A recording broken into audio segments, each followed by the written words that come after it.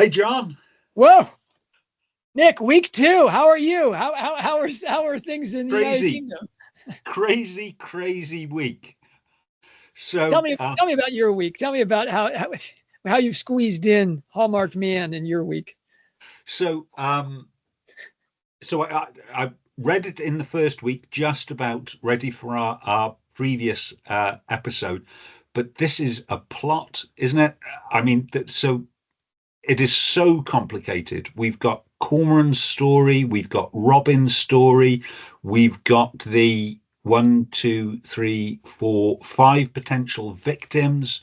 We have at least two, probably three potential perpetrators.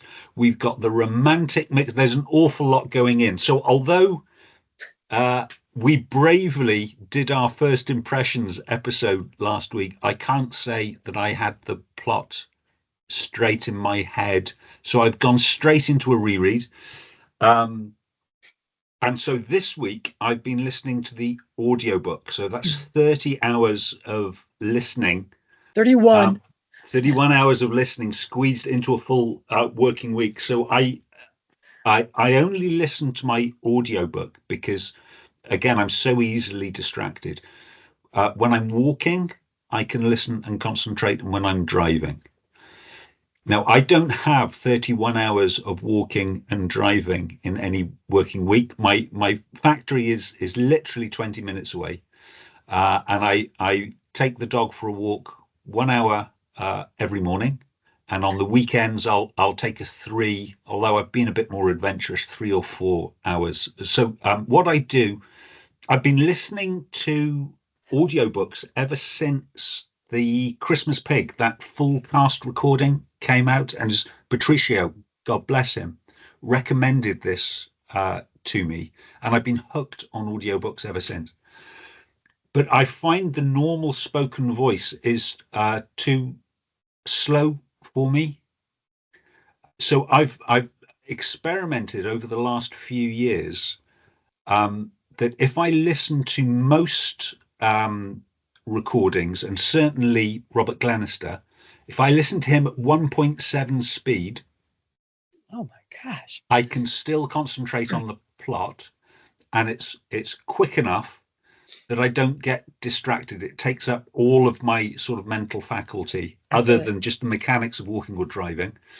Um, and in that way, on average, I get through 32 or 33 hours worth of audiobooks every week.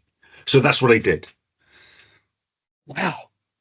Can't imagine. I mean, I haven't, I promised at the end of our last episode, um, which went up Monday morning, Yeah. Tuesday morning, Monday morning. And I promised that I was going to start charting the book. Yeah. And so I had to use the text. So I charted the first 13 chapters, part one, and I charted the epilogue.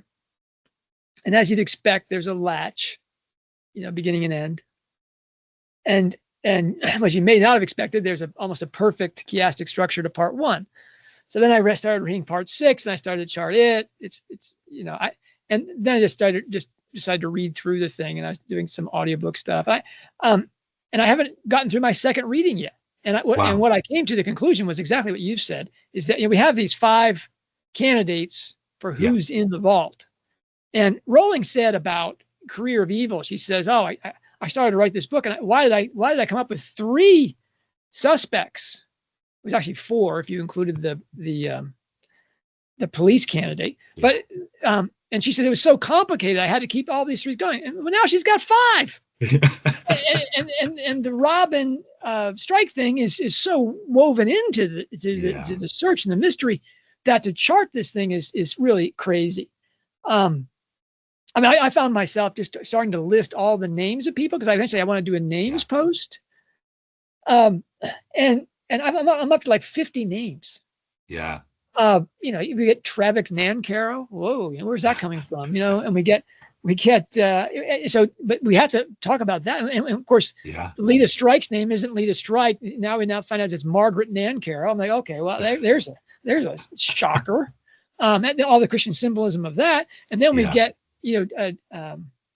what Albie Simpson White. I mean, hey, waving the white flag, Albedo time. Everybody gets on board with that. And then there's Danny DeLeon, Daniel and the Lions. I'm like, oh my God. So all the names are like distraction. You don't know if that's distraction, misdirection or what it is. I know. But when you're just trying to remember all the names. Yeah. I can't be. Which one of the bodies? Which one of the bodies do they line up with? Is it Rupert or is it Danny DeLeon or is it? But I can't be the only one that read Danny and thought, who the hell is Danny?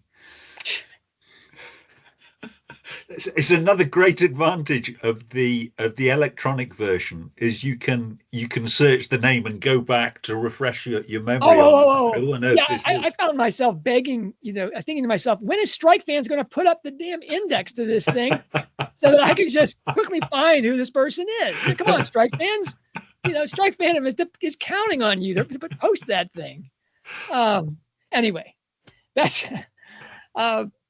it's been a pretty frustrating week. And then an hour after you posted this episode, Rowling drops a tweet linked to a Strike-Ellacott files tweet. Yes, I think so. So Strike-Ellacott files who it turns out looks like they've all read the book on the day of release, which is a Herculean effort, released a tweet saying Strike-Ellacott Files is no longer a podcast. We are an emotional support group. And I think it's fair to say, although again I didn't see it until a week after they posted it, I think it's fair to say they are representing a fair majority of the fandom out there. Yeah, because Rowling felt not only obliged to respond to them and say, I never told you it was going to be easy, but then she repeated that phrase, almost a week after publication, saying, basically, here's comfort to those people that were, she said, emotional trauma? Emotional trauma from the book. I really don't understand that. How do you read that staircase scene and get emotional trauma out of it? But we'll talk about that. But and then she posts, she says, here's something. How does she phrase it? Here's a picture about what's going to happen in Strike 9. I have it here. I won't say I have it here handy, but I certainly have it here.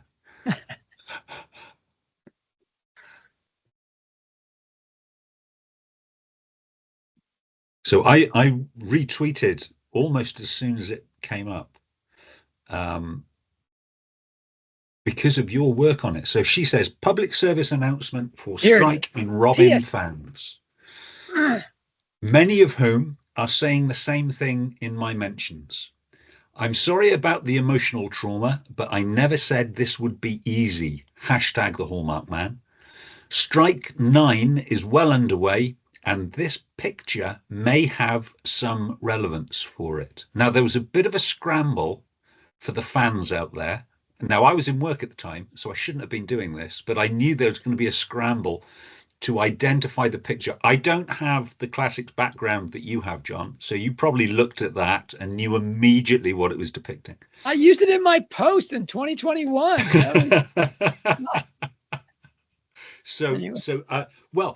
Fortunately for me, it's this painting has been widely misattributed, both to the wrong artist and what they are depicting. So this is by William Adolphe Bouguereau, a French gentleman, I assume, painted in 1889. It is L'amour et Psyche, so Cupid and Psyche. And it is specifically Psyche ascending. So this is Cupid rescuing Psyche. Now, the only way that I know the phrase Cupid and Psyche is because a very dear friend of mine has been talking about Cupid and Psyche since, and we've argued about this as well, John, but it was 2021, that first post, that Cupid and Psyche, is Cupid and Psyche the template for Cormoran and Robin? Yeah, again, that was fun to see that. I mean, it's been, for a website for a podcast website that doesn't do predictions, Nick, we're really drilling stuff here. I mean, we're on a, you're on a roll. I think Charlotte was murdered, so I think we're on a roll. But so anyway, when that came out, I was obviously distracted by that. The moderator channels were full of conversation about Robin's trials versus Psyche's trials, because this is Psyche ascendant. That's the end of the myth almost. Are they going to die? It's really a lot of fun conversation, and we planned a show around this. Yeah. And it was a good show. It was a great plan, and I sent it out to our paid subscribers because they get to see this stuff well beforehand, and maybe not well beforehand, but they get to see it beforehand and to send their feedback. Got some great feedback, especially Justin Clavitt sent me a wonderful note, and we're going to I'm going to invite him after we record this onto the show to talk about his ideas. Sorry if I've just revealed the name of a paid subscriber. Is that a bad thing? Not supposed to do that. Anyway, and then this morning I woke up. It's Orthodox New Year, incidentally. Happy New Year, Nick. Happy New Year. It's the indiction.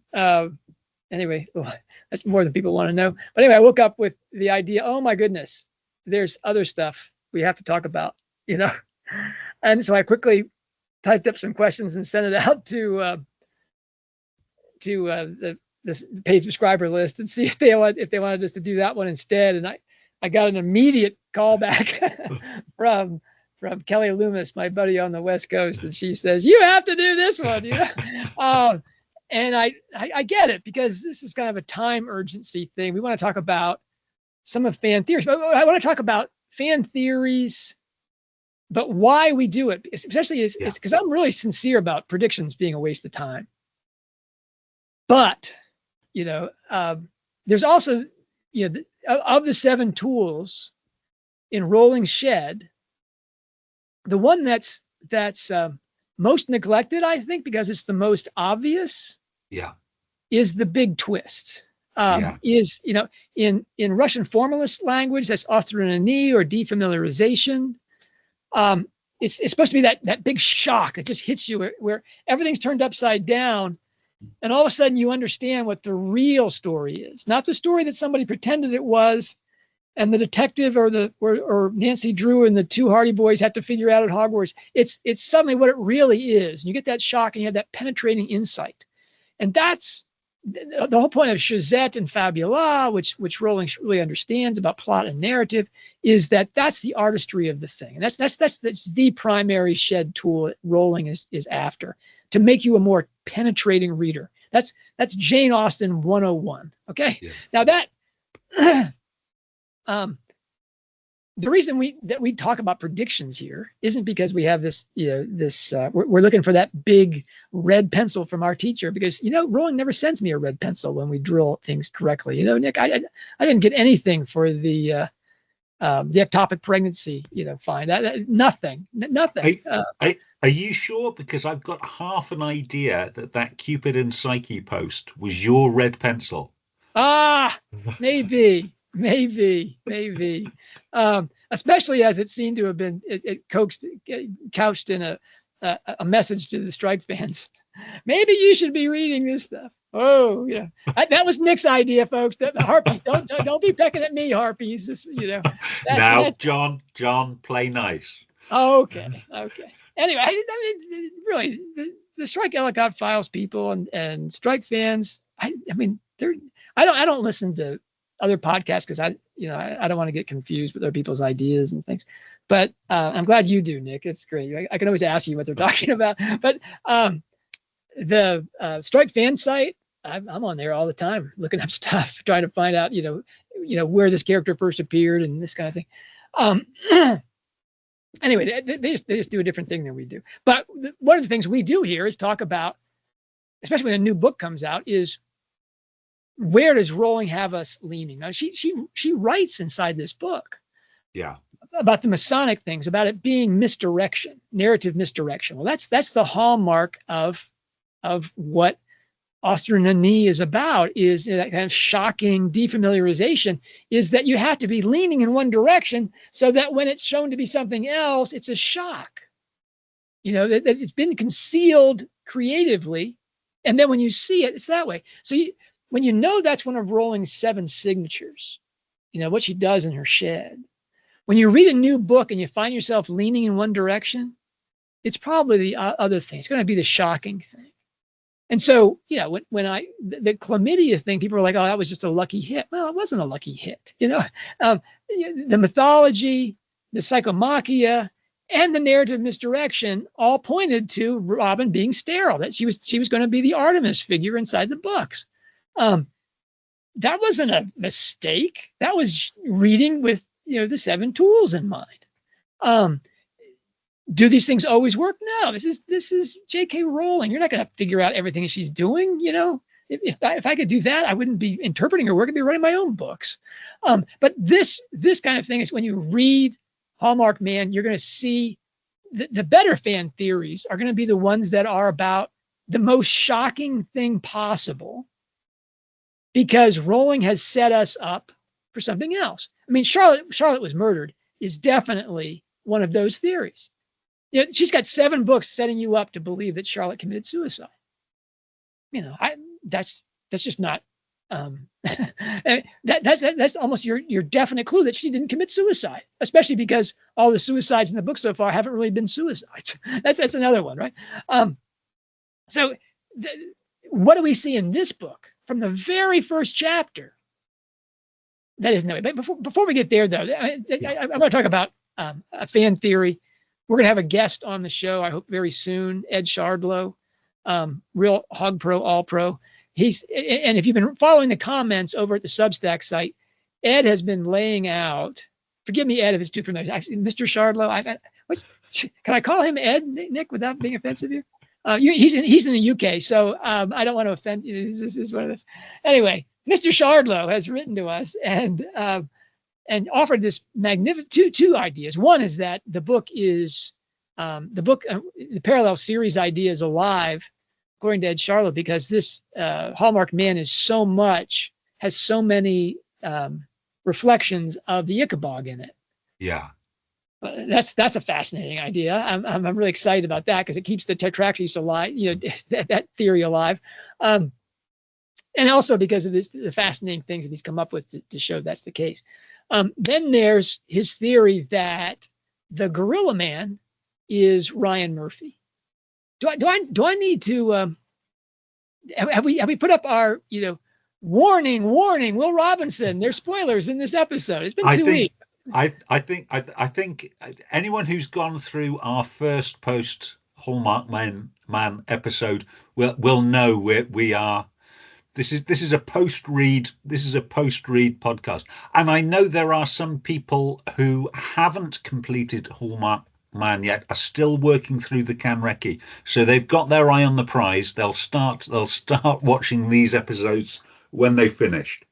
It is true. We're getting comments from new readers and likes from new readers on that first post a week after the fact. I thought, why are you listening to it now? Oh, you just finished the book. Oh, okay, man. Most people don't throw their entire lives, put everything in their life on hold, to read these books. But that's great. Anyway, Ed's really challenging theory is that Ryan is the Gorilla Man. There's a lot to like about that theory. Yeah. And again, I've urged Ed to write it up. He's got a life, but he is going to appear on the show. Maybe we'll write it up for him, whatever. He sent us all the notes, and and to include the reasons that it won't work, that it's not Ryan. But he has answers for some of the more obvious objections to it, which are really quite good. So anyway, that's a fascinating fan theory, because you're told what a great guy Ryan is all the time throughout this book. And yet you're also given the suggestion that, hey, there's something wrong with this guy. He's kind of creepy. I mean, the whole alcohol thing, that was a shocker, right? And then there's the parents thing, and Ryan's not that great a guy. But the idea that Ryan is Magilla Gorilla, oh my goodness, that's just sick. That he may have painted the G on the door. I mean, wow, this is some great stuff. Because who knows about the gorilla more than he does? That's just, and what it would mean to Robin. I think he knows that until he separates her from Strike, he has no chance. Yeah. As much as Strike has given Ryan the middle initial F for a word that we won't say on our podcast. That is doubly the case for Murphy, who knows he can't say anything bad about Strike because Robin will come unhinged. Yes. All right. So those are those theories, and those ideas are worth unpacking. And I'm looking forward to having Ed write these up or appear on the podcast to discuss them. But those theories aren't on the level of Charlotte was murdered or Robin is sterile that we ran up the flagpole after Running Grave. Now, what do you think are the thoughts about the big twist with the Strike series from the plot lines of Hallmarked Man? We've been set up to miss in the last two turns of the series. Now, is it the romance? Is it, are we going to see something? I mean, I mean, it could be. So if you were going to read this as there's going to be a narrative misdirection in terms of the romance, what does she set us up for?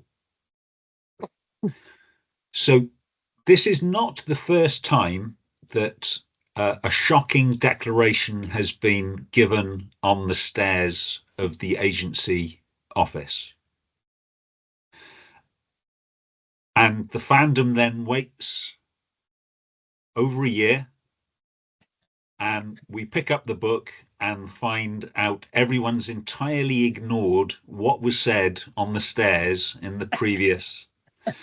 So if we're going to say Rowling is setting us up, she's setting us up for a disappointment. She's setting us up for here we go again. And I found fans on Reddit that essentially gave up on Hallmarked Man. So they got halfway through the book. Nobody's talking about the elephant in the room. They went to the last chapter and threw the book away. And they've said they're going to buy the next book and they're going to read the last chapter. And if they're not where they want them to be, that's it. I'm not going to buy the last one in the series. So but people are invested in this romance, but Rowling has set us up for a disappointment. Now, narrative misdirection says what nobody is expecting is we pick up the next book and from the first chapter it is a whirlwind romance. That would be a surprise. Frankly, that's what I got from the stairwell scene when she pushes him away crying and says, I'm not going to do to Ryan what Matt did to me. Well, Matt started an affair before she'd broken it off with Robin. And that was like, I'm going to Ryan and telling him it's over. And I'm coming back to the bottom of the stairs and I'm going to embrace my partner. That was like, wow, that's the happiest ending we could possibly have expected. Strike goes into free fall because I don't know what he was expecting. He thought she was going to expect, embrace him on the stairs. What kind of naivete is that? But we can't get happily ever after from the first chapter of Strike 9. Well, it would be real misdirection. It would be real misdirection. I think we are going to get romance. We are going to get happy, fuzzy feelings before it all starts to turn sour. I think there needs to be a second declaration and a second offer of marriage. And I think that's going to come in book 10. Okay.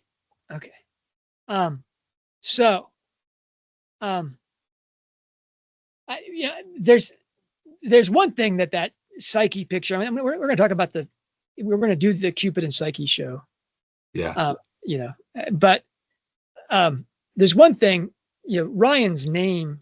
This is not Cupid and Psyche. This is Castor and Pollux, the other myth that's that we've been talking about really since the very beginning.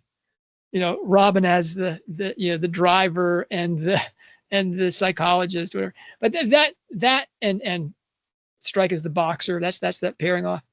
The in the myth, Castor and Pollux die. They're killed by the sons of Neptune.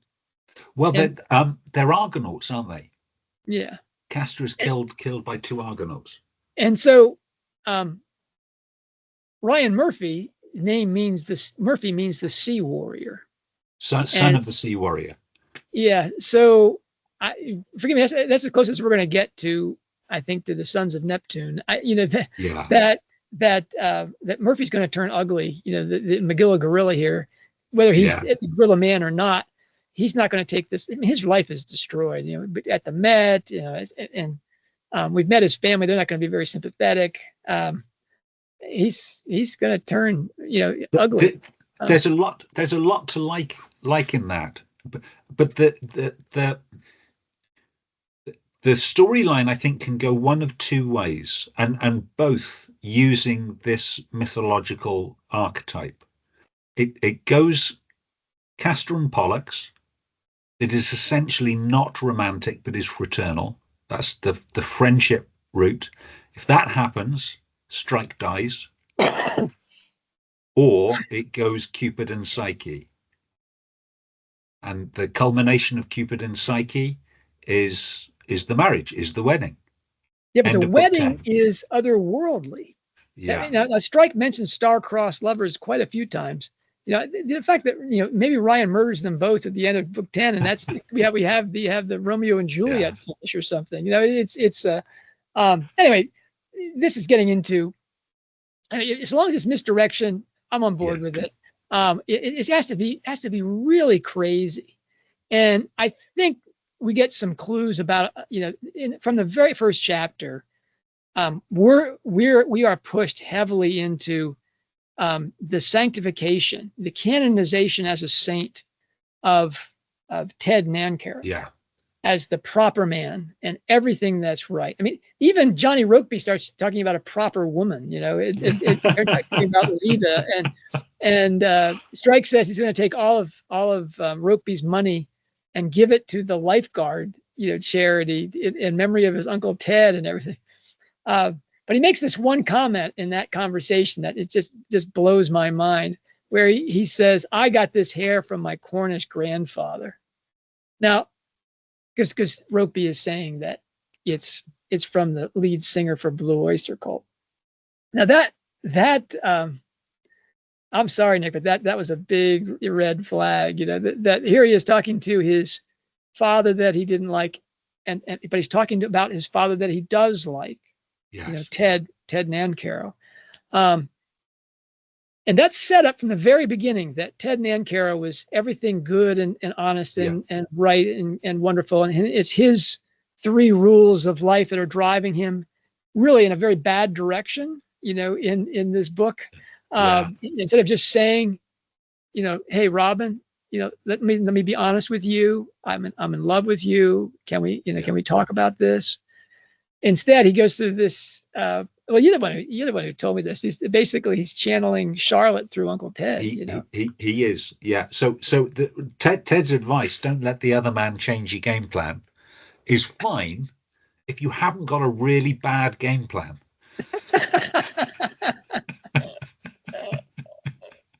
Yeah, if your game plan is from your dead, lady Berserko. Okay, so. I think the pointer here is incest. So that chapter is really important, isn't it? That's not in there for padding or filler. So that background we have that we've never heard before of the Nancaros is important. Yeah, I mean, we get Trevik Nancaro and what a bad man he is. Yeah, his name just means large estate owner and Stag Valley. It's a specific part of Cornwall that the city doesn't exist anymore. But that bad grandfather there's something really weird in that family that we still haven't learned, right? Because there's this big gap between Ted and his younger sister. They're Yes. raised by different parents. Yeah.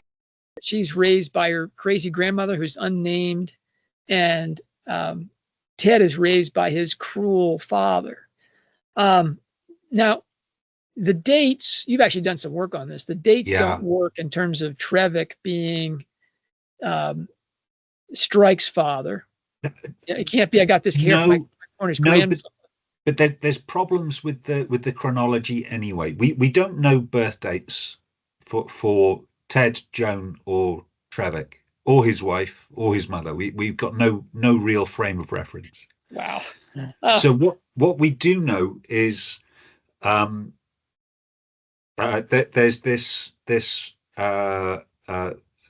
age gap. So we know when Trevick's wife died, Leda and Ted's mother, we know that Leda or Peggy was 2, and we know that Ted was 16. So there's this 14-year age gap. At that point, Peggy Leda goes to stay with her grandmother, that's Trevick's mother. And we know that Ted only stayed around until he was 18, so another 2 years. Now, he could have joined the army at 16, but he would have needed his father's permission. At 18, he can join the army without his father's permission, and he was out of there. So he's joined the army at 18. That's when Leda was 4.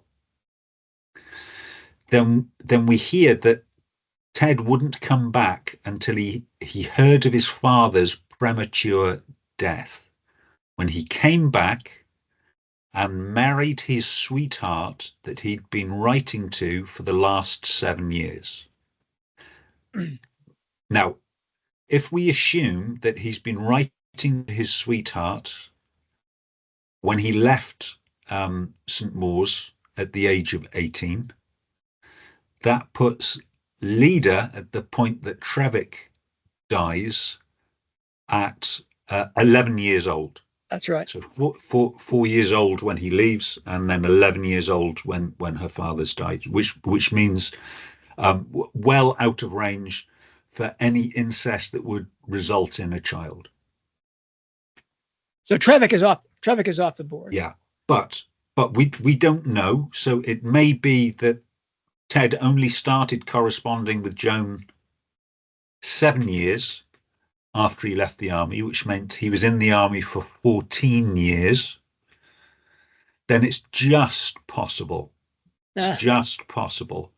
But remember, she has to conceive that child. Yeah. When in the vicinity of the time that she's sleeping with Johnny Roby. Yes. If it's an incestuous relationship, that's still well out of Trevick range. I think that's still well out of range. But we have another issue with the chronology. Thanks to Dr. Freeman, Louise, her timeline still hasn't been bettered. I hope she updates it and puts it on the farting sofa lounge. So the issue we've got is, again, one of the few fixed points is when Strike is 5 years old, he meets Dave Polwarth. So it's the first time that Leda leaves Strike and Lucy with Ted and Joan. So Ted and Joan are together. Ted has left the army because they're together because his dad died and he left the army. Now that occurs in 1979. That's when Strike is 5 years old. But we also know from Troubled Blood that Ted was in the Falkland Islands in 1982. So something there doesn't work. Could he have been called up from reserves for the Falklands? From the Royal Military Police, unless he was doing something very, very special, I'd say no. Royal Marines, if you were still walking, they gave you a rifle. You were going out there. SAS, the same thing. Yeah. Any recent leavers, but military police, not so much.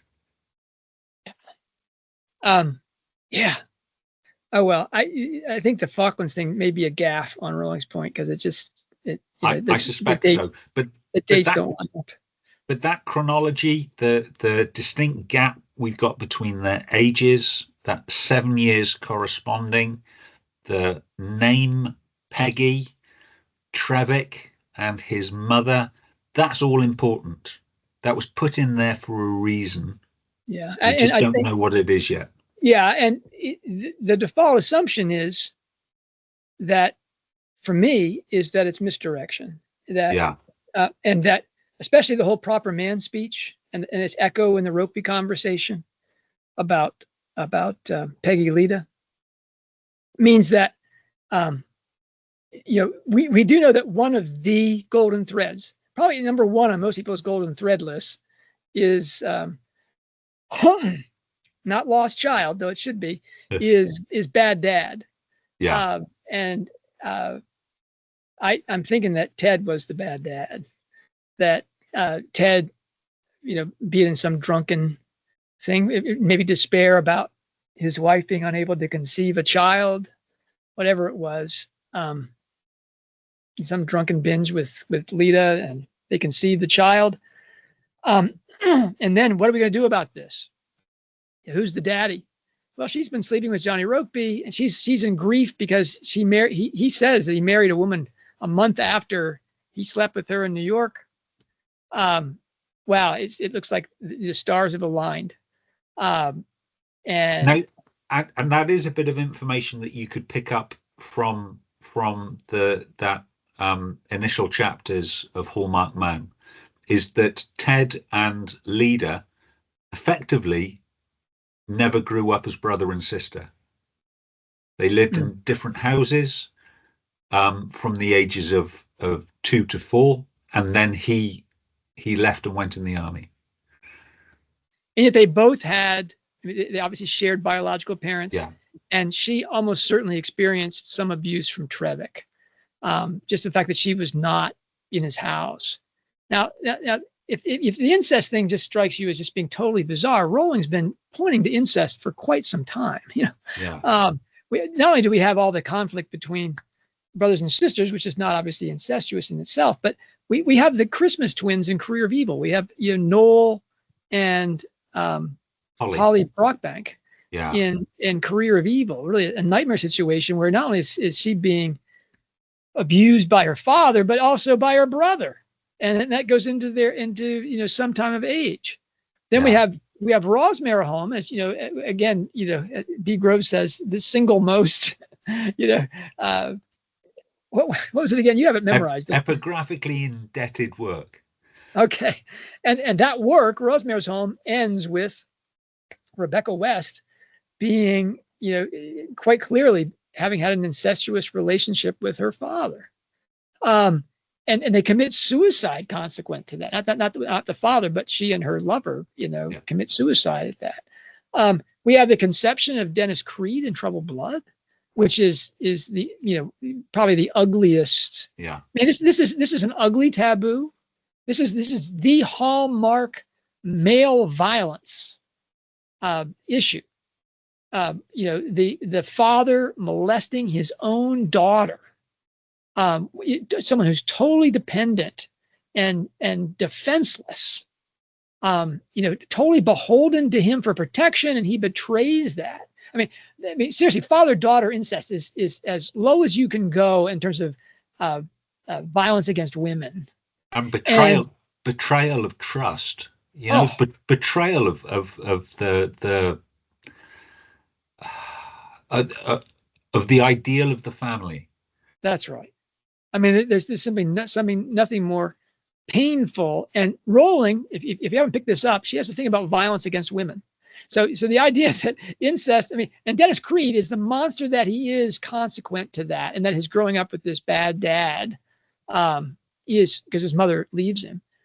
That's a real hallmark. And then we get, not running grave. We get Hallmarked Man, Hallmarked Man, where the central case is turns on incest. That's the big surprise of the finish, is that these poor man and woman,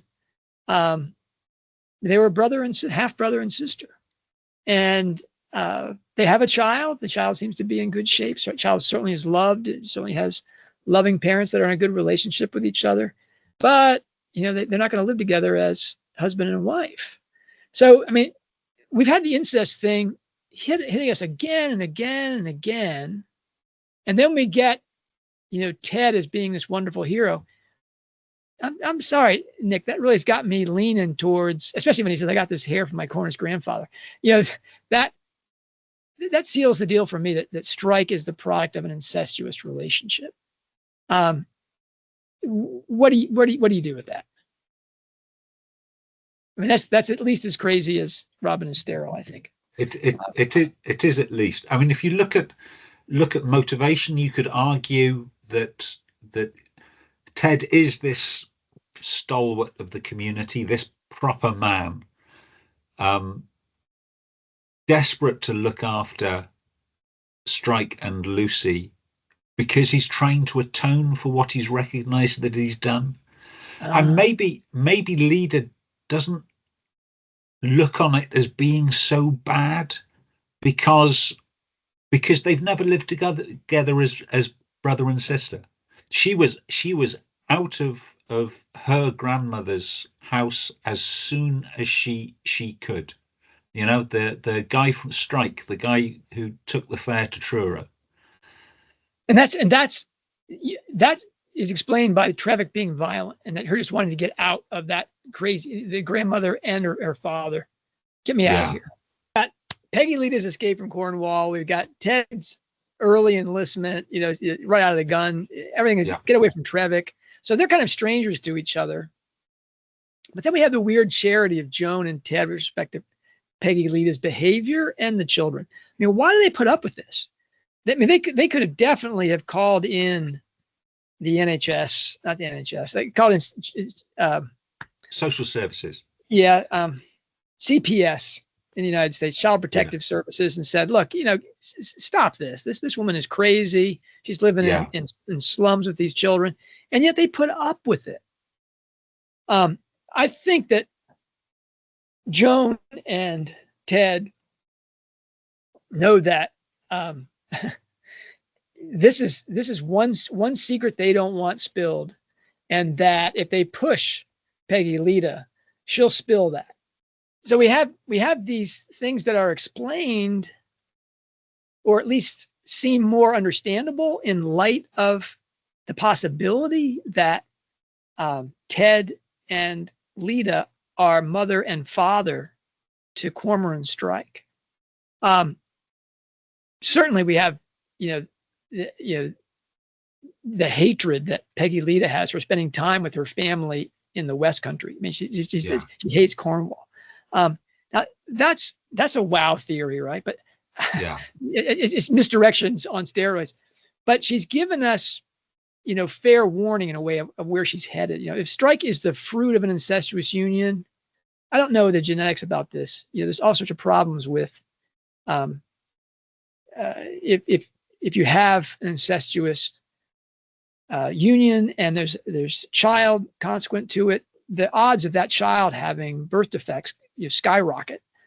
I don't know if the children of incest then have difficulties conceiving children, or whether the children have issues. I don't think so, but I don't know the genetics on that. No. But we do know that this whole book, Hallmarked Man, turns on, it's like Ed's Ichabod idea on having children and difficulties having children and struggles with this and that. And we've had the mystery of why Strike doesn't want to have children. Now, you can say it's because he felt that he was an unwanted child. Well, he says he's an accident. And that's right. Why would he want that accident to continue?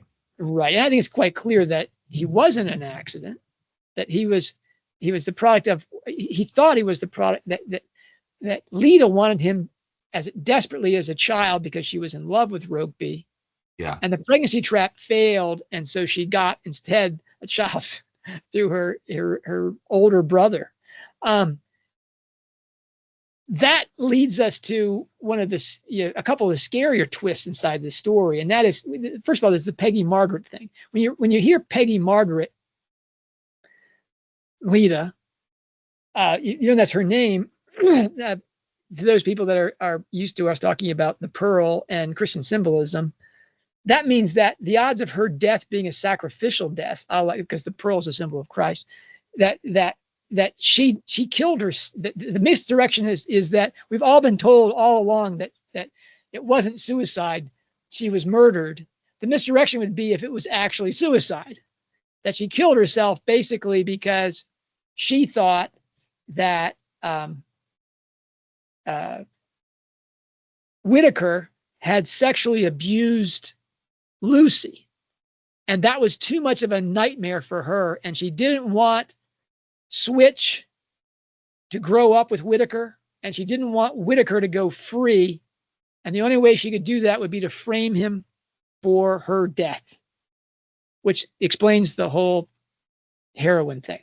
Now, that's one switch on the Peggy Margaret side, but on the other side, we know that Peggy Margaret, excuse me, there's always been a mystery. Why didn't she take that money? Why did that money all accumulate from Rokeby? Why didn't she use it? All she had to do was say how she was using it for Strike. But I think that meeting with Rokeby at the studio had an effect on Lita as much as it did on her son, which is to say that she finally had to look at this man that she really thought she loved. That, I mean, according to Rokeby, they were quite the couple. She made him laugh. He truly loved and admired her, even while he was engaged to another woman, Johnny Rokeby. But that Lita, when she sees him in that studio and is literally destroyed by him, they're yelling and screaming at each other inside that studio, she finally decides this is a bad man. Yeah. And while she was trying to spend that money to start businesses and things like that could support her family, Joan goes to him and says, hey, the kids haven't even got shoes. She's keeping up her lifestyle and doing all these things. So Rokeby puts the money behind a pretty thin firewall to say, you've got to tell me, you got to give me the receipts for the kids, and then you can use this money. And she refuses to do it because she's ashamed. She knows the child isn't Rokeby's. She knows that he doesn't love her, and she has a conscience. She won't take the money because it's really not right that she gets that money. If she can't use it to start a business or do something to support her family, then she doesn't want to use it. We got echoes here of the Lancaster man. That it was Dino Lancaster's Dino's son, who wants to get that neff because it belongs to him, and he wants to use it to start a new life and such. We get that so Lita wants that money in order to start a business, support her family, get her legs underneath herself. And she deserves that because she was Rokeby's lover and they cared for each other. And, so what if Cormoran isn't his son? But she's not going to take his money to spend it on Cormoran because that's just not somehow honest. I can see, she's when Rokeby says she was a proper woman, you're supposed to read what Dave Polworth said about her, about the word proper, and about Ted being that way. Now, that's the Peggy Lita committed suicide theory. Then there's also Uncle Ted did it. If she decides enough of this, I've got to tell Rokeby that he's not the father. Keep your stupid money. And maybe she wants to sell the story to the newspapers. Maybe she's just, she wants to explain to Whitaker why this money doesn't exist. And the word somehow gets back to Ted Nancaro that the incestuous relationship thing is about to come out, or at least there's going to be another DNA test, and it's going to come out, who did this. And so he kills her, or Dave Polworth does at his direction. But it's that Lita Strike is killed by the ultimate bad dad, her older brother. But all of this, I guess, rests on that not DNA because it was too early for a DNA test, but this paternity test being fiddled in some way. Which brings us to another theory, doesn't it? Yeah, this is something that again on the moderator channels has been a live issue since the first reading of Hallmarked Man. Is that Strike goes to all this trouble to set up this test, the DNA test that he's going to give to Bijou at the Savoy Hotel. All the things about the brown paper bag. Yeah, I mean, what do we see of that test, Nick? You know, the swab and a box. We see a cardboard box. Cormoran has to take a cheek swab and mix it up in the liquid, essentially. Now, I'd like to think it is in a tamper-proof sealed container once it's complete. I'd like to think there'd be an evidence label on there that Cormoran could sign. He's a policeman. He knows about chain of custody. But honestly, why go through all this cloak and dagger when all he needs is an appointment at a clinic? Bijou should be nowhere near it.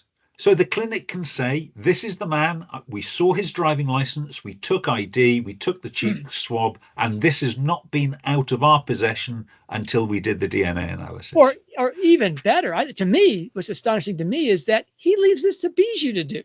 Yeah. Why doesn't he do it? Why doesn't he say to her, let me take the swabs right here, dear. Your cheek, his cheek, my cheek. Yes. I've got this. I'll get the results. I'll have this stuff done. No, he leaves this to this woman who's been working a pregnancy trap. I mean, this not much with him, maybe with him, but certainly with the then QC. It's very strange. But also, I mean, consider Honey Badger Humboldt. So this high flying QC, extremely clever man.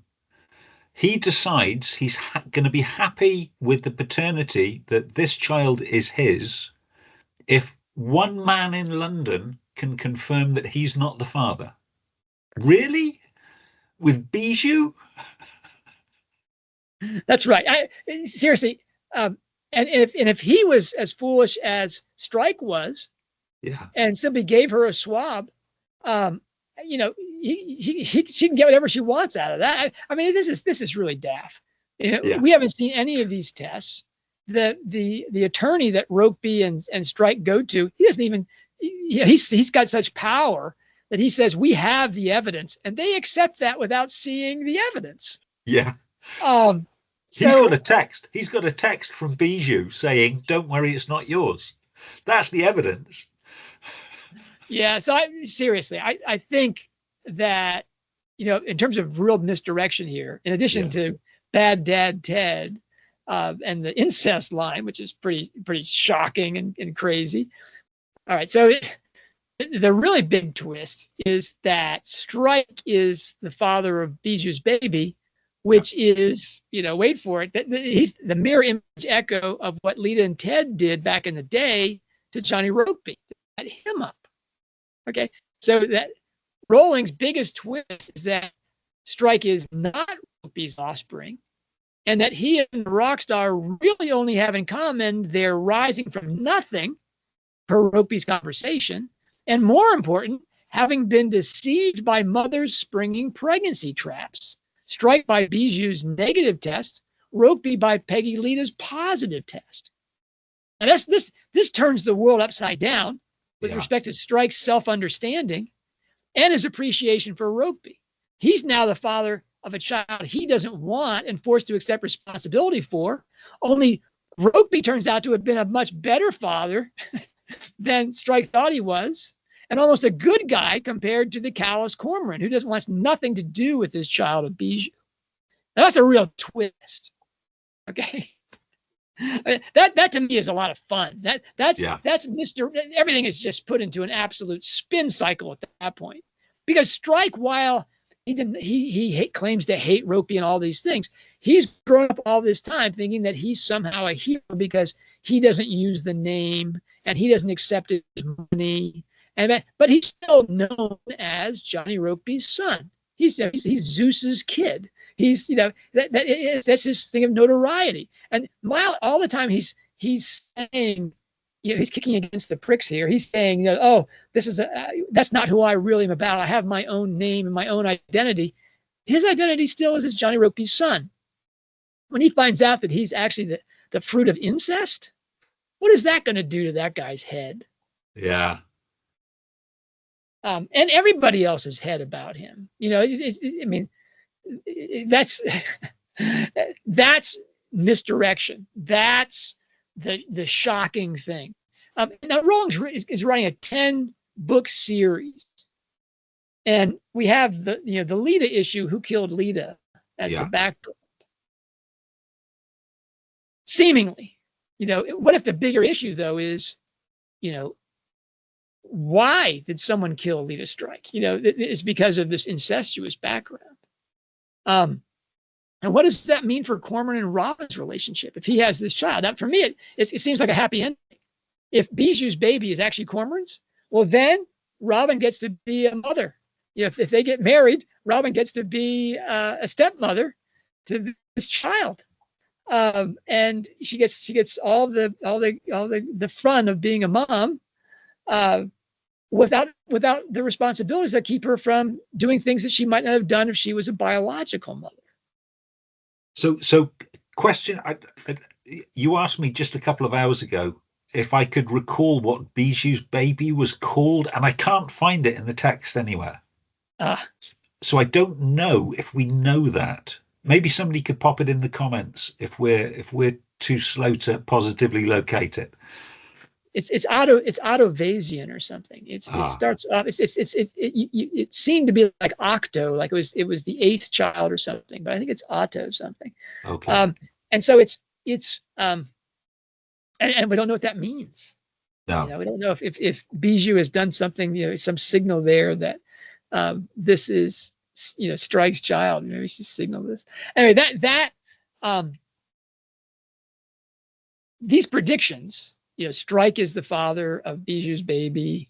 And people have been talking about that since the whole thing started out. But then now seeing it in this context of Rowling, giving us that whole Savoy adventure, like Strike is really being responsible about getting this test. And yet anybody who thinks about it says that wasn't very responsible. That he was really careless in the actual testing of it.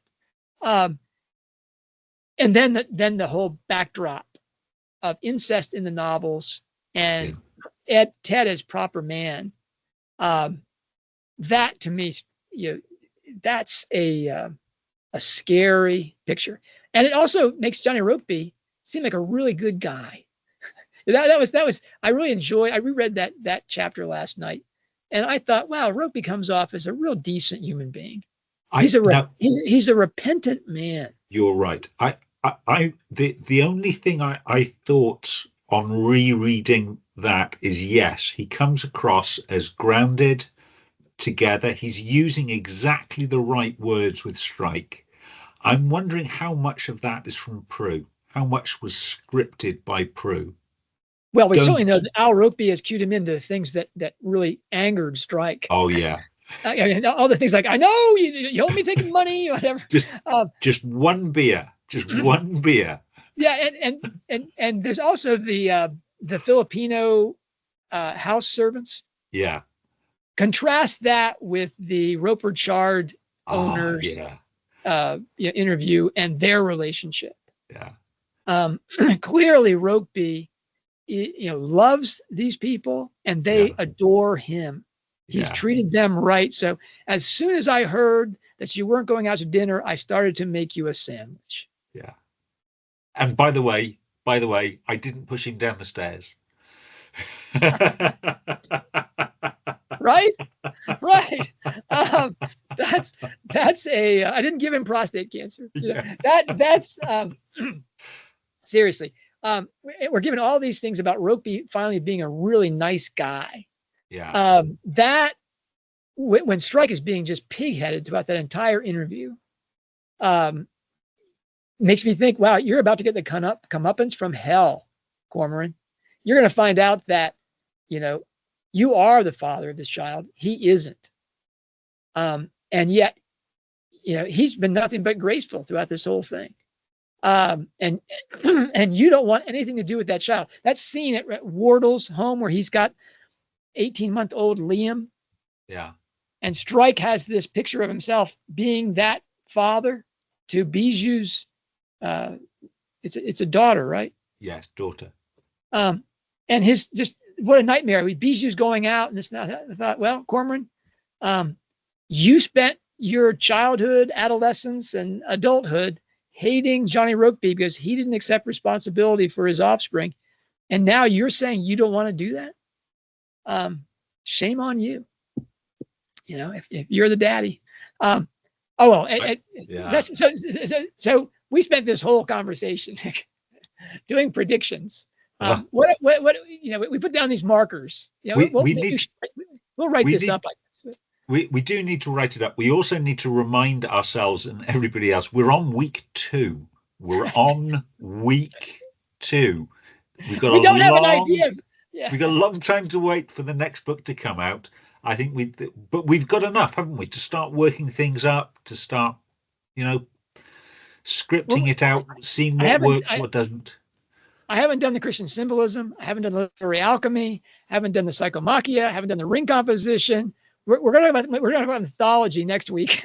And we haven't done the intertextuality, which is really the parallel series idea, as well as the series as a ring, but or whatever it turns out to be. But this is we have spent now we've done one tool which has references to golden threads and to the lake. That Rowling has a bad dad. That's still the defining, childhood relationship for her is bad dad.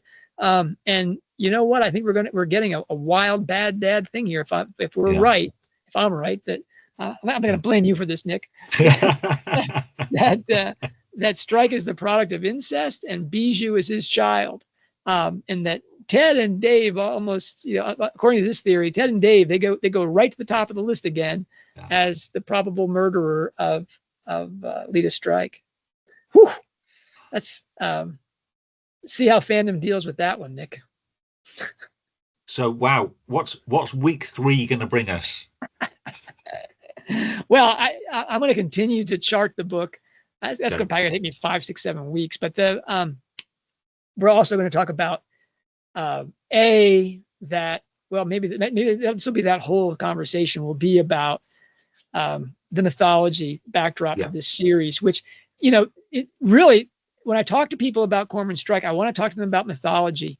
And even the most serious readers of Cormoran Strike really don't get the mythology and its place in her life. And it has a giant place in her life in terms of the lake and her education. Yeah. And it has, in terms of the shed, every book that she's written almost has a mythological backdrop to it. Sometimes she's playing with it. She's rewriting the myth. It's like fractured fairy tales, but still it's there. It's there. It's Orestes. It's Theseus. I think short of tattooing on her left hand this time, it's the myth, stupid. We've got Cupid and Psyche drop. We have to really dive into that. This is where the series is going. It is funny. You've told me before that the things that you struggle with in terms of those 7 tools is mythology and psychomachia. Yeah. What I want to talk about in terms of the third week too, is how to read this book, because this is the first book that we've had since we've been talking about 4th generation Rowling studies. Yeah. And I talked about this a lot, I think, before Hallmarked Man came out. The best way to read these things is at 4 levels, and that you really have to concentrate on getting the 3rd and 4th levels, but you can't read the book at 4 levels simultaneously. All those levels have to come through the surface story, When the Yeah. surface story is as complicated as this one is, you have to do the work to really get that surface story down to then go into the moral, the allegorical, and the sublime levels. But if you don't have the surface story down, I mean, yeah, all those things are beneath the surface story, but they only come through it. You can't just, scrape off the surface level, all the icing off, and there's the cake. No, you got to eat the icing and the cake, or you don't get to the cake. Torture that metaphor.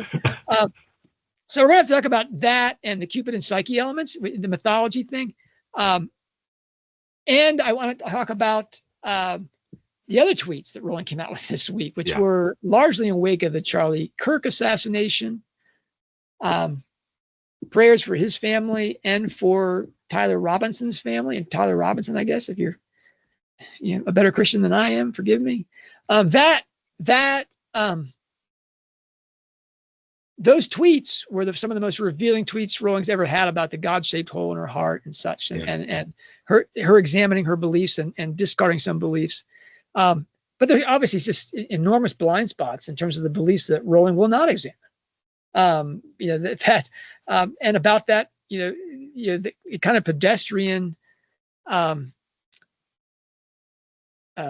faith and pedestrian skepticism about faith. There's an obstacle to that, which is fairly, obvious to people that have looked at the lake even casually. And so we have to talk about that as well. Yeah. But still, I mean, there's so much to talk about, Nick. I know. I know. Another thing I want to talk about, we talked about just before this show, is that there's a Georgian writer. He writes in Russian and Georgian. His name is Grigory Chakartishvili. And forgive me if I brutalize that. But he writes as Boris Akunin. And what he's most famous for is a 19-book series where the hero is a detective named Arist Van Doren. And what's really notable about that series, it's a brilliant series. I read 16 of the 19 books. I read the first 16, which are really the set. And now he's written 3 books that are add-ons. He lives in London, incidentally, and he's totally in exile. He came out really harshly against Putin's invasion of the Ukraine, and so he's been tried in absentia, and basically he cannot return to Russia and not go to jail, probably his death. Now, the Arist Van Doren series, though, is peculiar in that each one of the books, and they're detective novels, and they're thrillers too. Each one of them is a different genre within that genre, different type of book inside that book. And I think Rowling has been doing something very much like that inside the Cormoran Strike series. Yeah. Like she told us, I think in the acknowledgments to Running Grave, that this was the cult book. Yeah. We know that it was very explicitly Troubled Blood was a cold case. She wanted to do a cold case.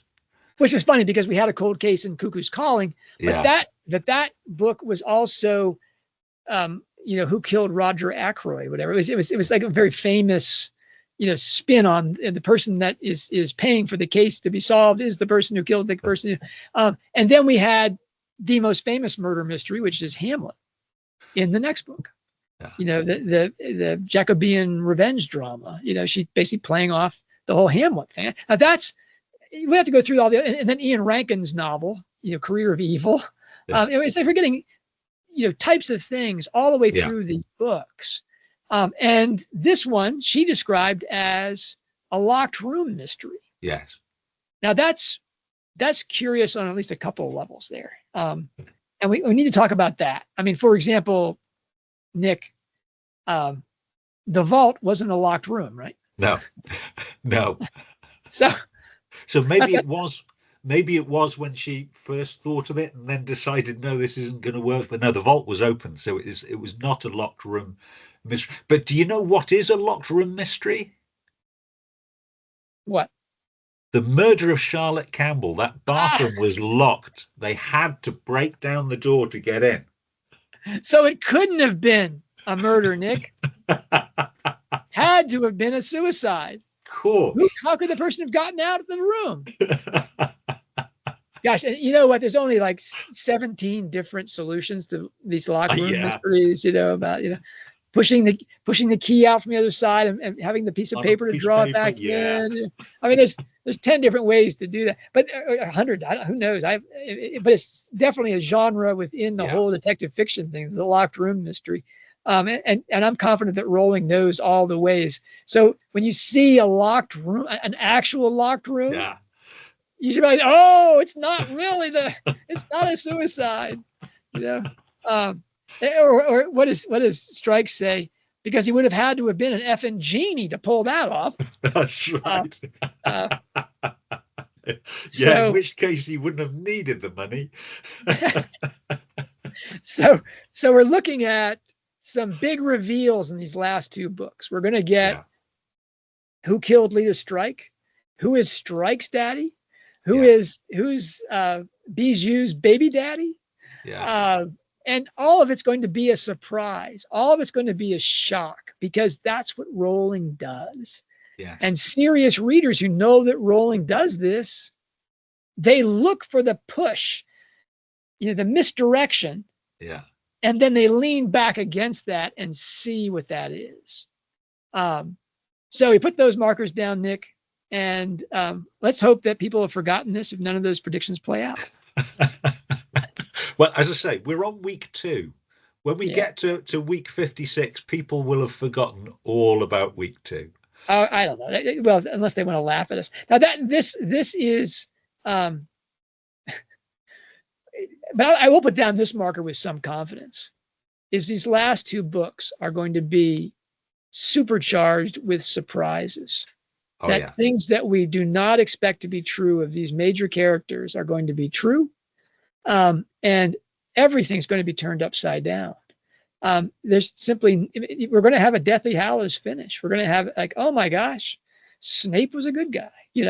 Oh my gosh, Dumbledore had a Dumbledore was a Horcrux. No, Harry was a Horcrux. Dumbledore was, Machiavellian crazy. All these kind of reveals are going to happen in the last two books. Really, I think we're going to have even more of a setup, a Half-Blood Prince type setup in Strike 9 that will bleed into Strike 10, where we're going to be really set up for the big twist. I think you're right. I think 10 is going to be the Battle of Hogwarts. It's going to be shocking and it's going to come thick and fast. But I think the completely blindsided is going to be book 9, setting us up for that.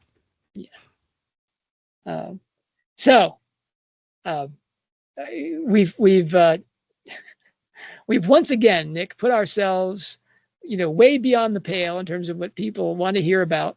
But that's one of the 7 tools. There are really more than 7. There's feminism as a tool, postmodernism as a tool, psychology as a tool. But you can weave those into the other 7. I really want to keep that 7 number there, Nick. But the Lake Springs and the 14 golden threads that we've identified so far, those are the things that are going to tell us what to expect inside these books. All right. Next week, Cupid and Psyche, 4 levels of reading.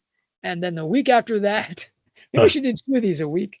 The week after that, we'll do the God-shaped hole discussion. And at that point, we'll have read it 2 or 3 times, and we'll have much more about the structure. We can talk about those things. Woo! Wild times. Wild times.